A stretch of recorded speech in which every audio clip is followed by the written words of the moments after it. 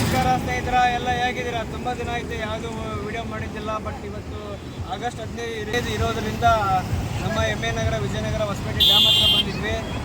ಯಾವುದಕ್ಕೆಪ್ಪ ಅಂದರೆ ಇವತ್ತು 12 gate open ಮಾಡಿದ್ದಾರೆ. ನೋಡ್ಬೋದು ನೀವು, ಅಲ್ಲಿ 12 ಗೇಟ್ ಓಪನ್ ಮಾಡಿದ್ದಾರೆ. ಹಂಗಾಗಿ ತುಂಬ ನೀರು ಹೋಗ್ತಾ ಇದೆ. ನೋಡೋಕ್ಕೆ ಬಂದಿದ್ವಿ.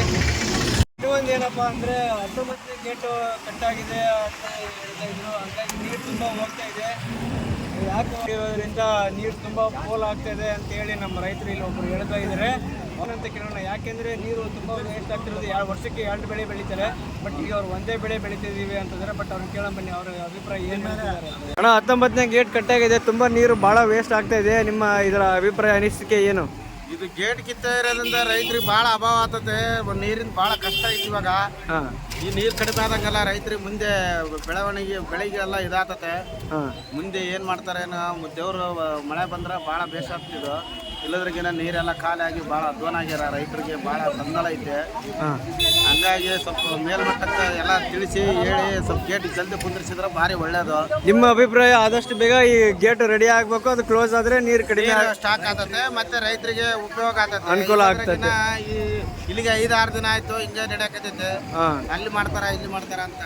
ನೋಡಿ ಸ್ನೇಹಿತರೆ, ನೀರು ತುಂಬ ಹೋಗ್ತಾ ಇರೋದ್ರಿಂದ ರೈತರು ಪಾಪ ಭಾಳ ಸಂಕಟ ಪಡ್ತಾ ಇದ್ದಾರೆ. ಯಾಕೆಂದರೆ ನಮಗೆ ನೀರು ಸಿಗ್ತಾ ಇಲ್ಲ. ತಮಿಳ್ನಾಡಿಗೆ ಸುಮ್ಮನೆ ವೇಸ್ಟಾಗಿ ಹರಿದು ಹೋಗ್ತಾ ಇದೆ. ಬಟ್ ನಮ್ಮ ಕರ್ನಾಟಕ ರೈತರೆಲ್ಲ ಈ ನೀರಿಲ್ಲದಕ್ಕೆ ಇವಾಗ ರೈತರಿಗೆ ಎಣ್ಣೆ ಬೆಳೆ ನೆಲ್ಲದಂಗೆ ಆತತೆ, ಇದಿಲ್ದಂಗೆ ಆತತೆ, ಭಾಳ ಗೊಂದಲ ಆತತೆ.